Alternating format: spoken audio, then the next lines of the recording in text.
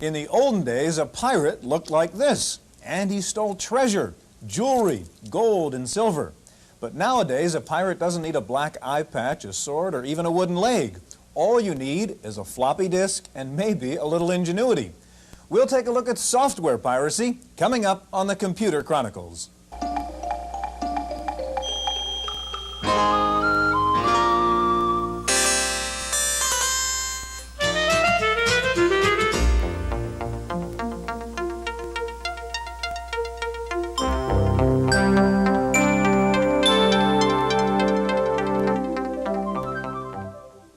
The Computer Chronicles is brought to you in part by McGraw-Hill, publishers of Popular Computing, the magazine that gives readers an understanding of the technology and applications of microcomputers and software in office, home, and classroom.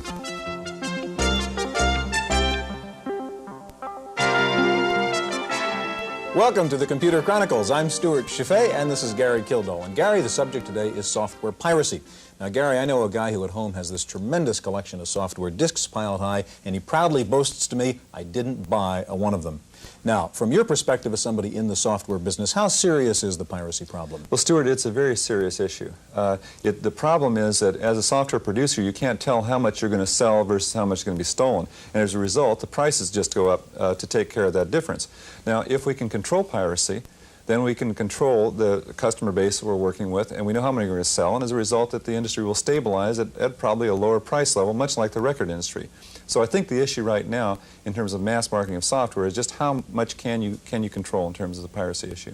Okay, on today's program, we're going to meet a software pirate. We'll meet somebody who sells a utility that helps you defeat copy protection. We'll meet a lawyer who raided one of the largest pirate groups here in the Bay Area, and we'll talk to a software company executive. Now, some people say one of the problems with piracy is that software is so expensive in the first place. Why is it so expensive? We have a report. Behind much of the discussion about the rights and wrongs of piracy is a recurring question. Why do software programs cost so much? What can possibly justify the $500 price tag on a floppy disk that took a few minutes to duplicate? In fact, except for the box it comes in, it looks like any other floppy disk. But for the publisher, the production costs of that disk are easily measured. The biggest expense, of course, is in programming development. A top-category word processor can take a year and a half of development time, relying on a team of over 60 people. The development team shares activities, source code development, screens and help systems, and instruction manuals are all interdependent at various stages. Prestigious software houses also stress their documentation and on-screen tutorials, all part of extensive customer product training. The impetus for the product's design comes from a large marketing department. Advertising, package design, and merchandising devices add another expensive layer of cost. And when you add the extra costs of disk reproduction, typesetting, printing, and distribution, the overall cost of getting the program to the customer rises to several $million. To an advanced user who buys software by word of mouth or by trying out a friend's copy, the elaborate ad campaigns and customer coddling may seem like overkill. On the other hand, the first-time computer user may demand it. In any case, the expenses are considerable and genuine. But for the user, that doesn't make the prices of software any easier to pay.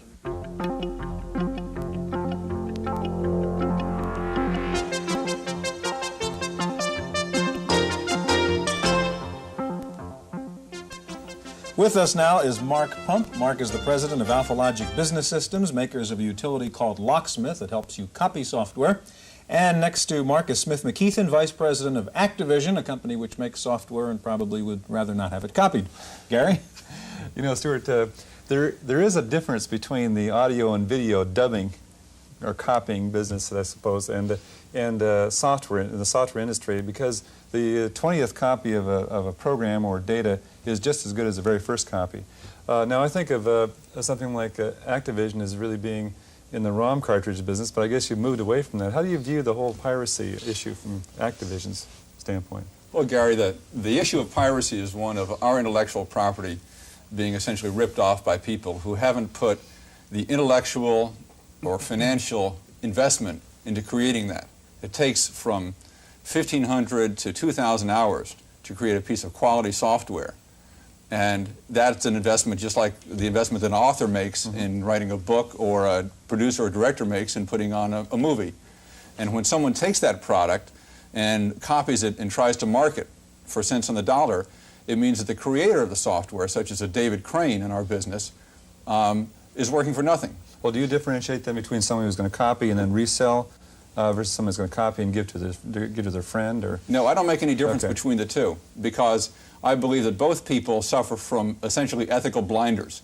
It's as if I took a Porsche that I never wanted to drive, but I slipped it past a security guard. Now, even if I didn't drive it, or if I gave it to a friend, that would be stealing. And that's the same thing that happens to a company like Activision when someone uses its software in an unauthorized manner. Okay, now, Mark, from your side, don't users sometimes have a legitimate need to make copies of a program? Yes, without a doubt, the user has a legitimate need to make a copy of a program. If he's using his original copy and for some reason the copy becomes unusable, he's left without a program that his business might very well depend on for its day-to-day operations. Being without the software is in many ways being without an important part of his company. Well, it seems like there's also just the very basic need that some people have in taking a diskette and copying it over to hard disk. It's a very simple operation that you need to do a lot of times, say, on an IBM PC. Yes. Okay, now tell us about Locksmith. What does it do? Well, Locksmith is a program that makes an identical copy of the original disk.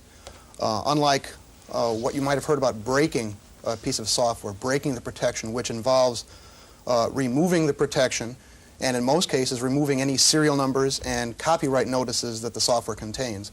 Locksmith makes an identical copy, retains the protection, it retains the copyright notices, retains the serial numbers. It makes an identical copy, an identical protected copy of the original piece of software. Okay, now Mark, I think you have here in the Apple a piece of software which we don't want to identify, but you're going to show us this piece, you're going to make a copy of it with Locksmith, even though we otherwise could not make a copy of this disk, right? Yes, Locksmith, because of the way it works, it is not a very fast utility. It takes between 8 and 10 minutes to make a backup copy of a piece of software. This does not easily lend itself to the pirate who needs to make copies much faster. Typically, the pirate, for this reason, will break the software. Still, an 8-minute backup is, for many people, a lot cheaper, I guess, than going out and paying the extra $40, right? Well, yes, it is, of course, used for that. The idea of the backup diskette is you make one backup, store the original away, and use the backup. When your backup becomes unusable, you have the original to make another backup copy. Isn't that the real issue, that if you could control the use of, say, Locksmith, then then it would be the things would be a lot better. You say, well, this is only used for backup purposes, not used for distribution of additional software. So some people would say the Locksmith would be, say, a pirate's tool for copying software. What would be your view of that?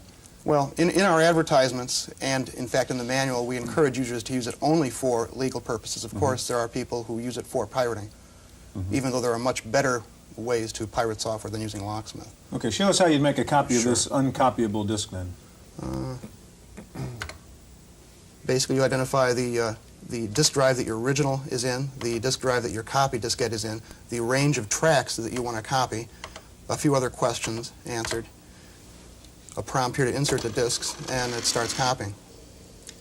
Now, that seems awfully easy, Smith, from your point of view. How do you react to a product like that? Well, the problem with a product like this is that this kind of product just facilitates people getting into intellectual property and stealing it.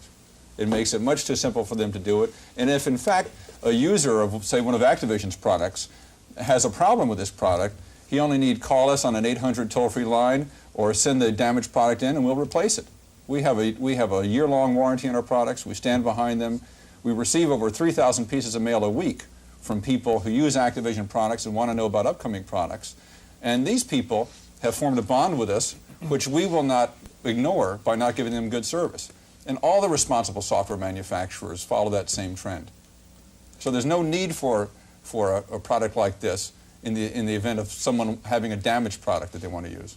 Well, again, I think it goes back to the issue that maybe the software providers, people who write the software initially, aren't really allowing for the possibility of a backup for a legitimate user. At least I've run into that particular problem myself, that we go back to the diskette over the hard disk. There's programs I just simply can't use because I have no way of getting them onto a hard disk system, which is where all my programs are located. But have you talked to the manufacturer about that? Well, sure. And then they say, well, they have no way of controlling the distribution of that kind of thing. A backup, again, opens up the possibility of illegitimate copying. Well, there may be a tension in the system, but the problem is that a product like this and the wide use, the wider than we like to have use, of illegitimate copies really can, in the long range, spoil the production of creative intellectual product for everybody. Absolutely. And that's a zero-sum game. Well, Mark, what about that? I mean, do you have any feedback on how your product is in fact being used? Well, without programs like Locksmith, pirating would in fact still exist. Sophisticated computer users, so-called hackers, don't need programs like Locksmith. They have the technical expertise to break or remove the protection from the software without actually making an identical copy of the original disk. I'd say that's true for real dyed-in-the-wool pirators, but I think that I've experienced this myself because I have a 15-year-old son who's involved. Now, I tried very hard to keep him from copying software, and he's very good at that, but I see a community of say, relatively unsophisticated users of that age group that do some copying, and I don't think in many cases they would be doing it if they didn't have programs available to unlock some of these things. Well, one of the largest users of Locksmith is schools. Educational software is not cheap, and teachers feel reluctant to take their only copy of an expensive piece of software, put it in their students' hands, and allow it to be either stolen or damaged by sharp objects, magnetic fields, what have you. Most schools that buy Locksmith use Locksmith to archive. They make a backup copy of the original, archive the original, and let the students use the backup copy. Thank you, gentlemen. Now, in just a minute, we're going to meet Captain Crunch, one of the original pirates. We'll meet a current-day pirate, and we'll meet a lawyer who busted the West Coast Computer Connection, an alleged band of pirates. That's coming up next.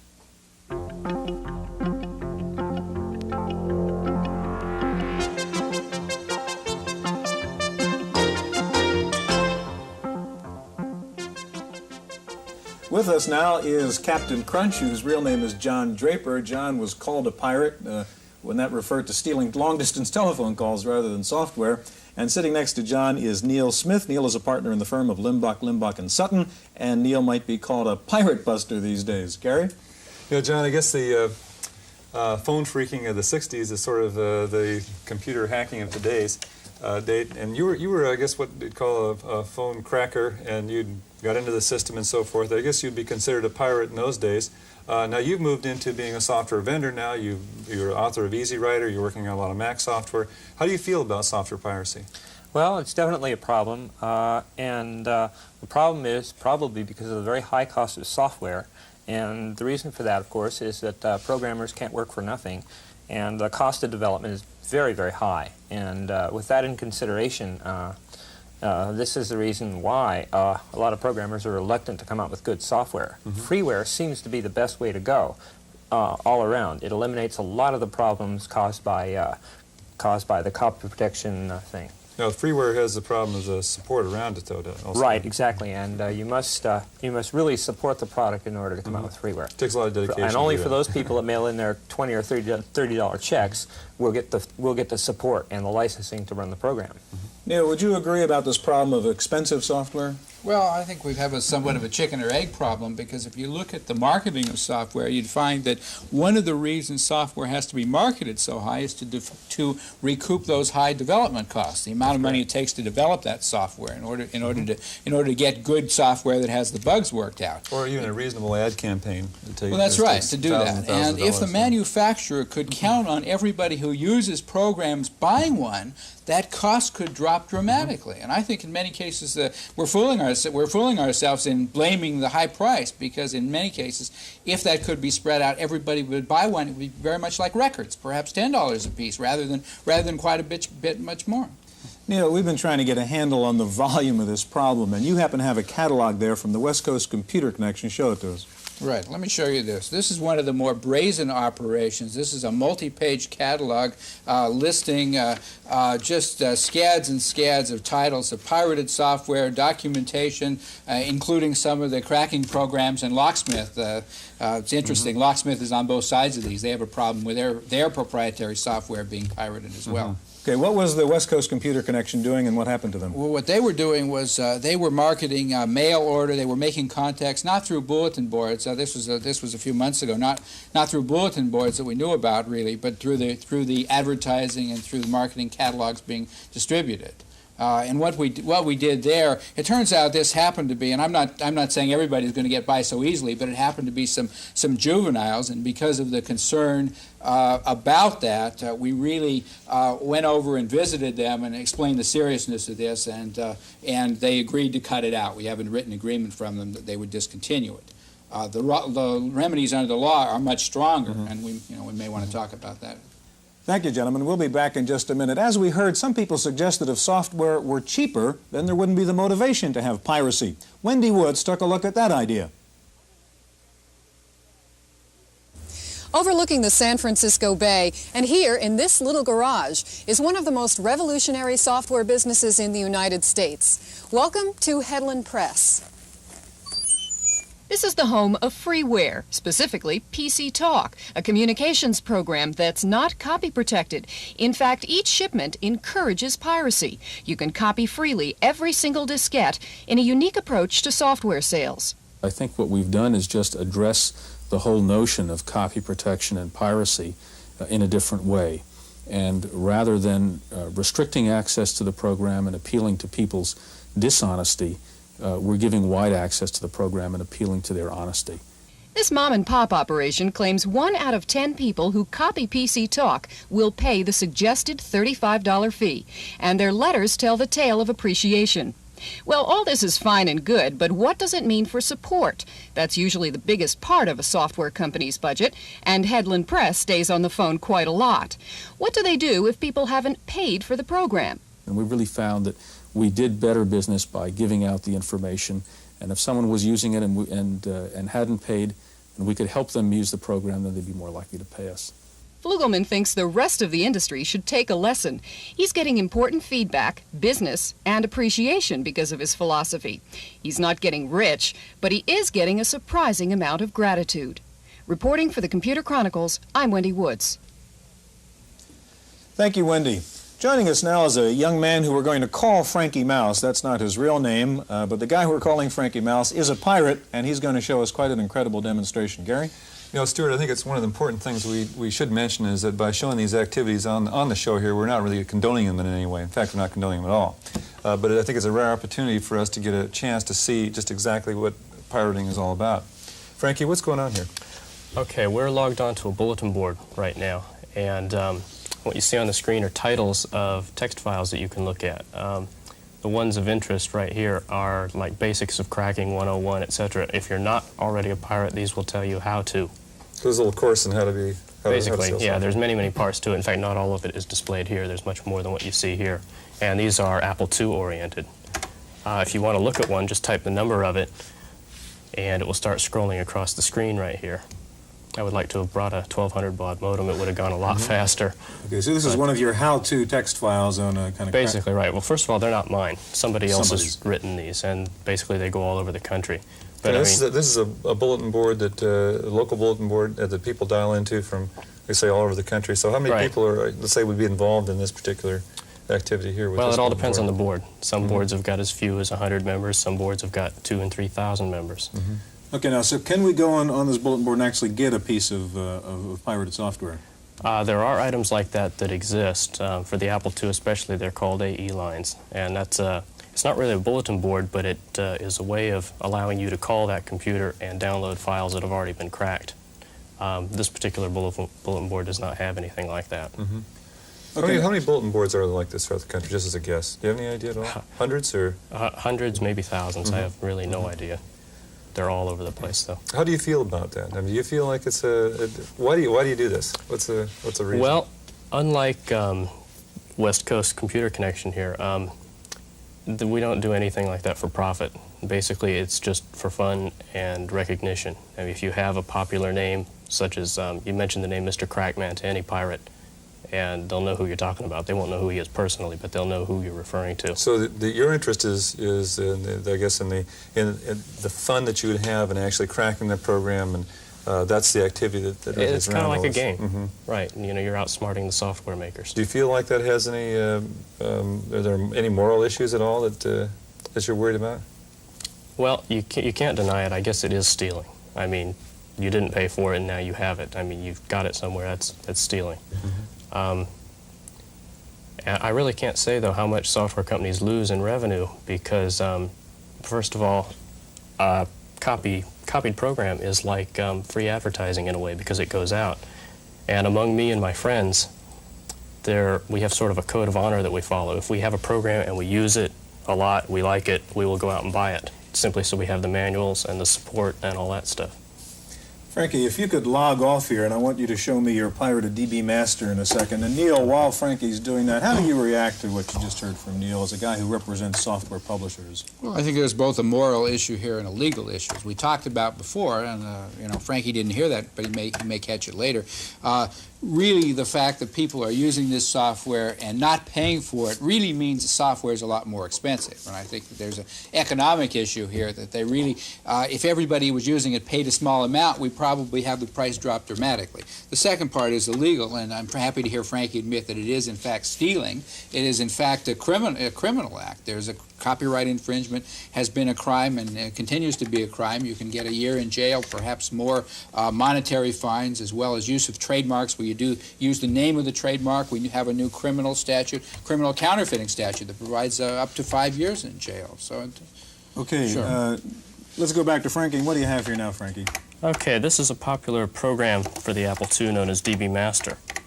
And it's protected like crazy. You can't copy it conventionally.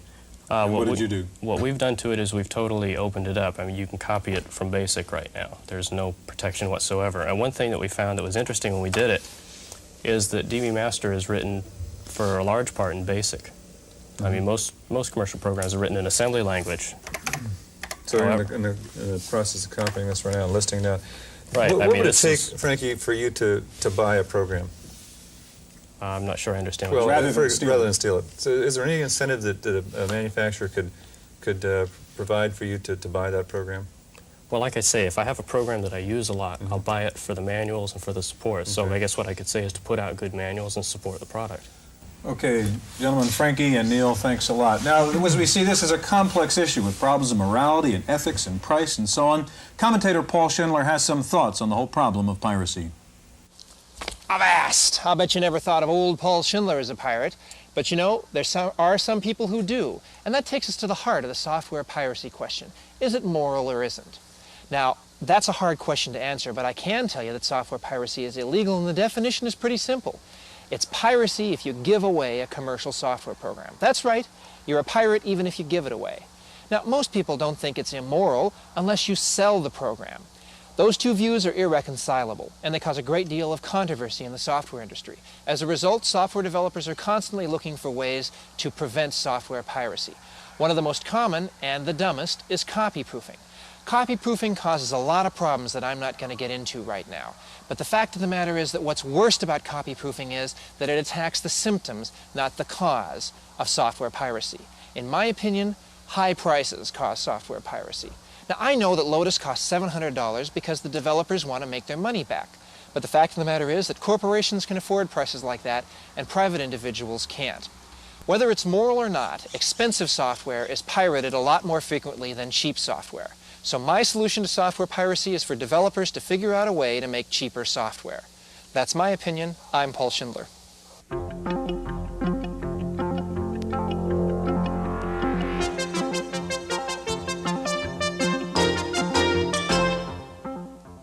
In the Random Access file this week, imagine it's April 15th, almost midnight, and instead of rushing down to the post office to drop in your tax returns, you simply turn on your modem and download the old 1040 to Uncle Sam. The IRS says it is looking into electronic tax filing, including sending in a return on a floppy disk. One IRS analyst said he thought there could be electronic filing within 5 years. Meanwhile, just like Christmas baubles in October, software store shelves are filling up with tax preparation programs. There are an estimated 50 tax programs in the market this year, ranging in price from about $50 to more than $300. Some just help you prepare your returns, others actually help you in tax planning. Here's a list of 5 of the most well-known tax programs and their prices. Most of the tax software is available for the IBM PC and the Apple line. The IRS, by the way, has cracked down on the rules regarding tax deductions for home computers. Under the revised law, you can only take the full tax deduction for your PC if you use it at least 50% of the time for legitimate business purposes. And using your computer to analyze personal investments will not count as part of that. Best to check with your accountant. Well, along with electronic tax filing, electronic job finding is growing. There are now 5 online job databases in the country. Business Week magazine says employers are warming to the efficiency of doing online searches for prospects, since they can add or subtract qualifying criteria and so narrow or broaden the pool as needed. American computer manufacturers are poised for the impending invasion of the Japanese MSX computers, but no one seems too worried. Most analysts seem to think the Japanese PCs will offer too little, too late. MSX machines were introduced in Europe late last year and have so far received a cool reception. How about a warm reception for our software reviewer, Paul Schindler? If you don't recognize these moves, you probably never played pinball. Now, I'm not talking video games here, I'm talking the real thing. A little steel ball moving down through a gadget-filled field. You know, I can still remember the first time I found out that real pinball players deliberately bumped the game and felt the rhythm of the tilt detectors in order to try to avoid a tilt. Now, why am I telling you about all this? Because the true pinball experience has been captured by a game called Night Mission Pinball. Now, this is not one of those games where you get to design the pinball game. The basic design's locked in. But while you can't install things just where you want them, you can control every other aspect of the game. Ball speed, friction, kicker power, bonus points, bumper resilience. I still remember at MIT, whenever people would start winning too many games, they'd deaden the bumpers. Talk about realism! When you start Night Mission Pinball, you see quarters on the screen dropping into a slot. And you can bump this game. But if you bump it too hard, it tilts. This is the finest simulation of a physical game I've ever seen. Hats off to SUV Logic, Champaign, Illinois, the people who, for just $40, bring you Night Mission Pinball. For Random Access, I'm Paul Schindler. Commodore says it will lay off more than 500 workers from its plants in Pennsylvania and California. Commodore says inventories are high, due in part to slower than expected Christmas sales. Hewlett-Packard reportedly will be coming out with an upgrade of its Model 110 portable. The new version will feature a 24-line display, 512K of RAM, and a price tag under $2,000. It reportedly will not come with bundled software in ROM. Software Access International just completed a survey of computer users to see what they do with their computers. Results: an average user spends 12.2 hours a week with his PC, and about half of the time is spent on work, the other half on games. There's a new game out called COMEX, the Game, by the Commodity Exchange in New York. It's a sophisticated simulation of real commodities trading where money can be made and lost real fast. The exchange says it is selling the software in the hopes that users will then move from the game to the real thing. Finally, you've seen those personals columns in the newspaper, you know, single white male, Sikhs, etc. Well, you guessed it. New York Magazine, the famed repository for the cryptic lust-wanted ads, has a new electronic mail network called XNet. It is essentially a personals bulletin board in which New Yorkers can post their desires for dates. XNet says about 300 hungry hopefuls have signed up for the service. That's it for this week's Computer Chronicles. We'll see you next time. The Computer Chronicles was brought to you in part by McGraw-Hill, publishers of Popular Computing, the magazine that gives readers an understanding of the technology and applications of microcomputers and software in office, home, and classroom.